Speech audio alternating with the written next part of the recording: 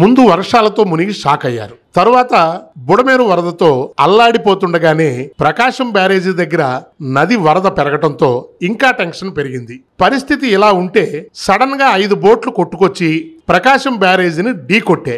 గేట్లపై ఉన్న heavy weights పెచ్చులూడి damage అయ్యింది. దీంతో అసలే ఓల్డ్ బ్యారేజీ కావడంతో ఏమన్నా అవుతుందా అనే టెన్షన్ అందరినీ వెంటాడింది. తరువాత అనుమానాలు మొదలయ్యాయి. అసలు ఈ బోట్లు ఎవరివి, ఎక్కడి నుంచి కొట్టుకొచ్చాయి ఆరా తీయటం మొదలెట్టారు.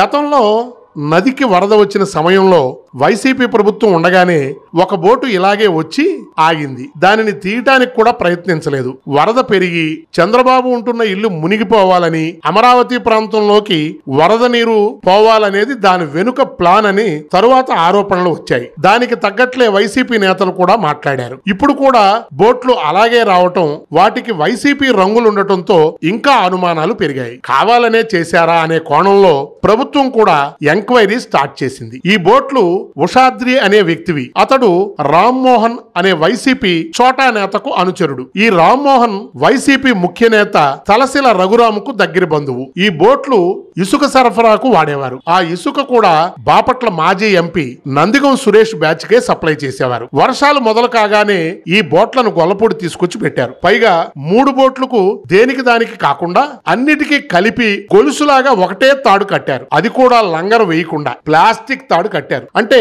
కొట్టుకుపోతే 3 ఒకే దగ్గరికి పోయేలా ఏర్పాటు చేసినట్లు కనపడుతోంది. పైగా లోకల్ వాళ్ళు వరదొస్తుంది లంగరేయండి లేకపోతే పడవలు కొట్టుకుపోతాయని చెబుతున్నా పట్టించుకోలేదని అక్కడ ఉన్నటువంటి స్థానికులు అంటున్నారు. ఇప్పుడు ఆ ఉషాద్రిని, రామ్మోహన్ ని ఇద్దరిని అదుపులోకి తీసుకుని పోలీసులు ప్రశ్నిస్తున్నారు. వారి ఫోన్ల డేటా ఎవరెవరితో మాట్లాడారు ఆ వివరాలన్నీ కూపిలాగుతున్నారు. బోట్లను ఇలా చేయటం వెనుక వరద బ్యారేజీ యువతలే పెరగాలని, చంద్రబాబు ఇల్లు అమరావతిలోకి నీళ్లు పోవాలనేదే ముఖ్య ఉద్దేశంలా కనబడుతోందని అంటున్నారు. అలాగే బ్యారేజీ డ్యామేజ్ అయితే వరద కూడా కంట్రోల్ కాదు, ఇలా దురుద్దేశాలతోనే చేశారని అనుమానాలు వస్తున్నాయి. ఇవన్నీ నిజమే అయితే ఇంతకంటే ఘోరమైన రాజకీయం మరొకటి లేదు. దారుణంగా ఓడిపోయాక కూడా ఇంకా వైసీపీ మైండ్ సెట్ మార్చుకోలేదా అని ఇవన్నీ చూస్తుంటే అనిపిస్తోంది.